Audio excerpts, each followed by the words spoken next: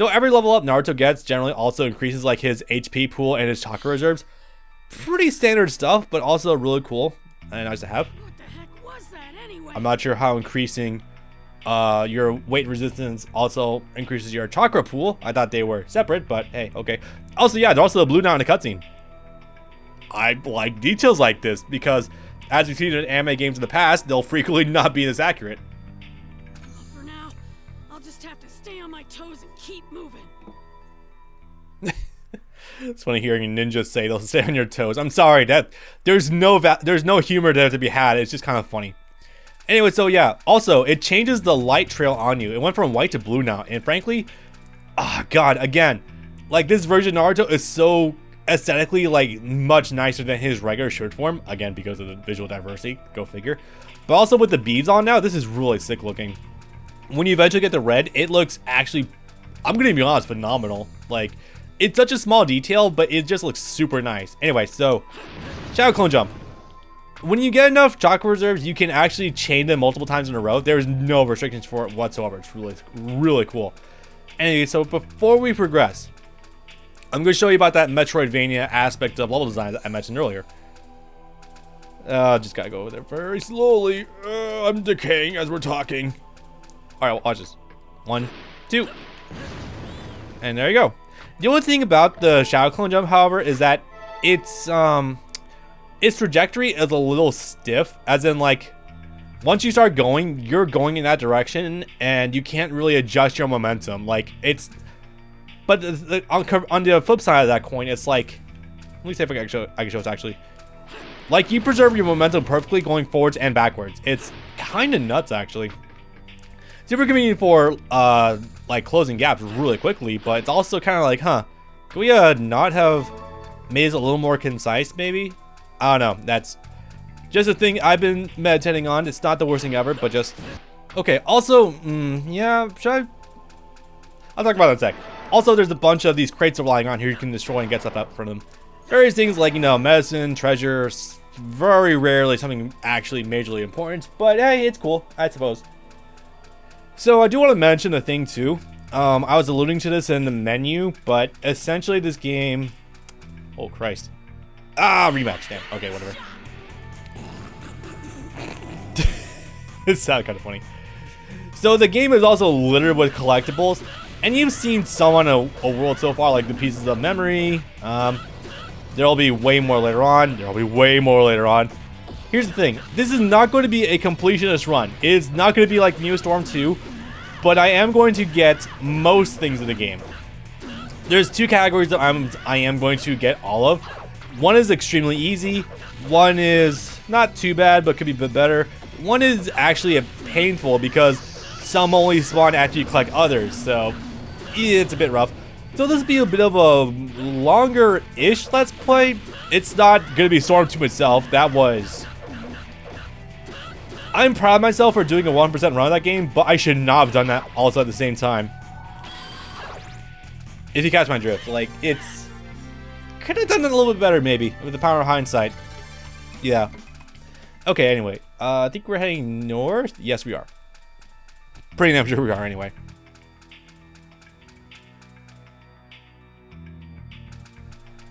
Sorry, my allergies are really kicked up today. Shit. There we go. Now things are getting a little more tricky thanks to the Shadow Clone Jump. So again, luckily this game surprisingly is rock solid with the jumping. Telling where you're gonna land can be a little bit difficult at times, but luckily this game does give you a drop shadow, which is something some games do not do. I'm looking at you, Dragon Blade Chronicles, with your frame drops. It's a charming game, but it's really not coded to be a 3D platformer. I'm sorry. That was a mistake and a half right there. Okay. Yeah, nothing new in there. So, for the opening part of this game, also, the only collectible you have is the pieces of memory. You don't get more available to you until you get to the... Until you beat the main campaign. Then you get to Shippuden, and, you know, just kind of snowballs from there. Ah, look at this. I wonder what this shaft could be. Well, you see, if you flip it around... Ah, yes! A switch right there. Hell yeah. By the way, the heights you can jump distance is a good jump. That's what I'm trying to think of right there. With the Shadow Clone jump is borderline broken at times. Like if I push that harder, I could probably actually made it over here and just clear that platform entirely. It's nuts. By the way, if you fall down these pits over here, you don't lose health, I don't think. No, you don't lose health. It just sends you back to the beginning of this current area, which I mean, fine. It just means you really want to be careful with exploring later on. So now I think about it. Oh yeah, that's right. Excuse me. I should not think about it. Yeah, for the time being, you don't have the chakra reserves to jump all the way up there to get the shard. So don't worry about it. That one's missable for the time being.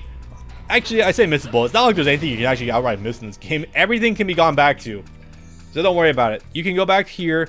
You can go back to where you fight various bosses later on. So it's all good. Do not worry about that in the slightest.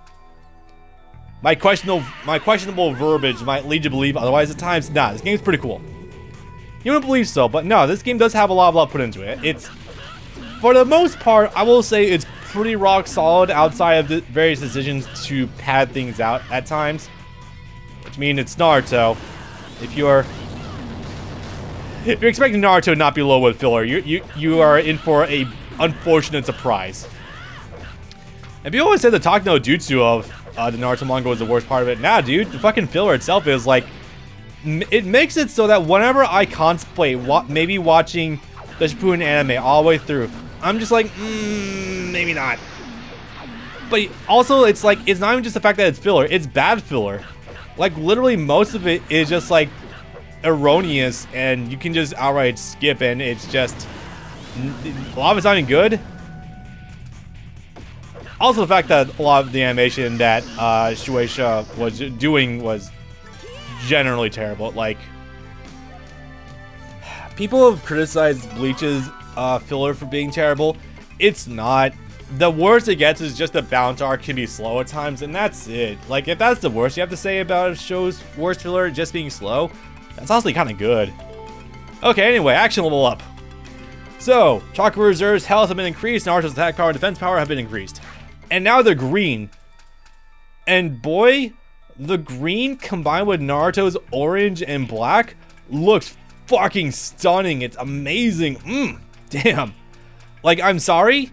This might be some of the best visuals I've seen on Naruto, like, period. Like, I'm gonna say it's right up there with Sage Mode itself and Chakra Mode Naruto. The full cloak version, not the weird version that it gets like right out of the gate with Kurama. Just so you know. Oh, I hope I don't overwrite my save file accidentally. That would suck. Also, yeah, every time you save at a checkpoint, you get the option to just bail. Do not click that accidentally, because not like you lose progress, it's just kind of annoying. So, yeah. Yeah, also, you can't just go back to the main menu from here. I don't know why. That seems like a strange omission, but hey, it's not a big deal. It's just kind of weird. I don't get it. Hey man, I've actually been back here before. Yeah, my first time playing this game on Twitch was again my first time playing it. Lol. Like, I made a point to try to smash every single box, and honestly, that was a mistake. There's a bunch of like healing items you can pick up. That's kind of cool, but you don't need any of it. Like, straight up. All right, going over here. Who will make this? Nope. Okay.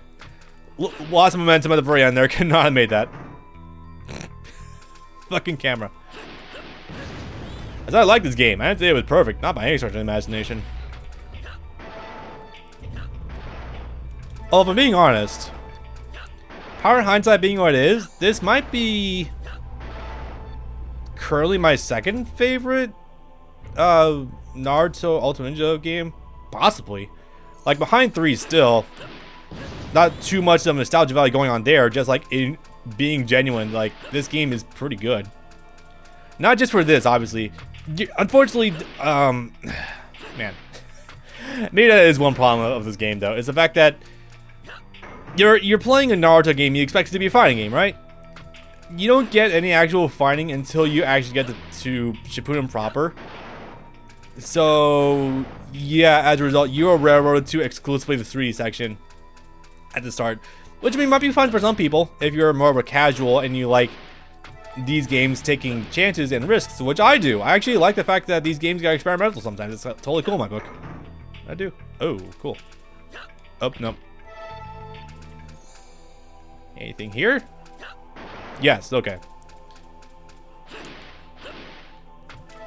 25. Yeah, it's fine. Again, if you ever want to eyeball your XP requirements to get to the next level, you can do so freely. I think, if memory serves correctly though, I think that Naruto actually gets to the red level before he's even done with this dungeon. Like, I think it might be the case actually, because you progress pretty quickly. Funny that. Blow your call pretty fast, huh? Wait! Oops. What have you come all this way for? Take a guess. I'm here to take you back. Don't Okay. make me repeat myself. I have my own way and destiny. Okay, Aoi, do you want to spill the beans on the little plan you have as to what you're going to do when you get to Black Shadow? Maybe? Possibly? Your father and mother, they're worried about you. Everyone's worried about you. Well, I am at least. The guys outside don't seem to be too bothered. You shouldn't just blurt things out like that. Do you know who you're talking to? No, she doesn't know who she's talking to be fair. My father, he passed away a long time ago. And now, my mother, she's about to leave this world too. Oh boy.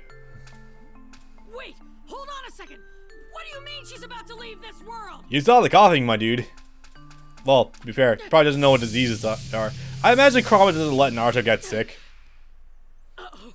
Looks like I've got to take care of these guys first. You know, the usual 4 times the chakra reserves of a normal human being. Yeah.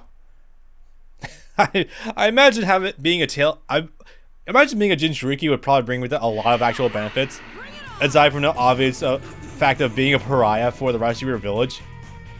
Which changes pretty fast, though, luckily.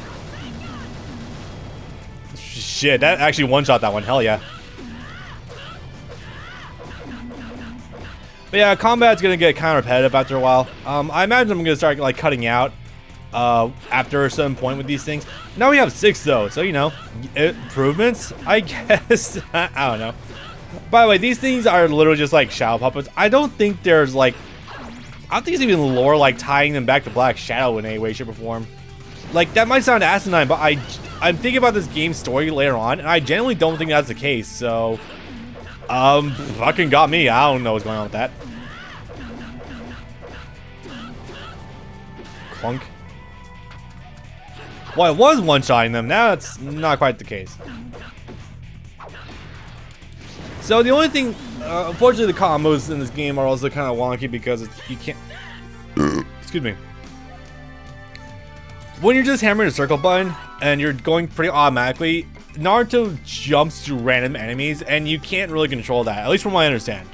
I played this game like 13 hours. I could not figure out if you can really control that at all. Anyway, action level up. Oh hell yeah! Dash and Shadow Blur. And just like that, this game went from being fairly fine for a platformer to actually being pretty fucking fun. Yeah, I know. Like, it only took an hour to get to that point. Man, what a waste of time. Are you just talking about the clones? I hope so. Alright, time for take 2 of trying to convince Aoi to come back. Maybe. Okay, in deeper. You better hurry further inside the cave and meet with Aoi before it's too late. Don't worry, there's no actual time limit, thankfully. That would be unreasonable, I would say. So, you hold R2 and you go pretty fucking fast now, actually. It doesn't stop there. This alone, by the way, like, makes the game actually pretty damn bearable, funny enough. Also, yeah, you have no chakra reserves now to get the double jump. Yay! I'm not going to go back for that orb we missed, but it will definitely be noted for later usage. Now, where the real fun starts is with the quote-unquote Shadow Blur technique. This might just be a catch-all thing for, like, the traversing or, like, ninja fast rapid movement. I don't know. But essentially, it does this. Might seem weird. I don't know why you'd be interested in that, but that has a faster running speed than the regular dash. And I don't think CC2 intended for that to be the case, because I have reached some obnoxious fucking speeds using that. Okay. Do we do it this the regular way or the fun way? Let's do the regular way first. So, you smack the lever, if you're in Europe, I think. Jump on, and it brings you to the other side. Pretty standard stuff, nothing too crazy. I do like the platforming. The platforming through here is genuinely pretty fun, though. It does keep me on my toes, and it's pretty cool. So, first of all, there is a break in here. Let's see, can you jump that? Yes, I believe you can make that. May as well show it off now, just to show it for posterity's sake. Cool stuff. Let's see, I think the first platform is here. Yep, first ledge. Big number. Oops, gotta wait for that. Unfortunately, when you wait to regenerate, it takes a little bit for it to catch up with you. It's a shame. It's not the worst thing ever, but hey, it could be worse, in my opinion. I mean, I think so. Okay, there we go. I was like on my waveforms for a second OBS just to want to make sure nothing crazy was happening. And a chest. The crystals you're collecting are generally sold off later for just a good amount of money. So, it's a rock. Surely we can break the fuck out of it, right?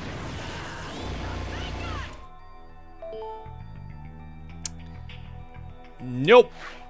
Gonna have to wait for the beads to come off for that one, I guess. I'm not sure.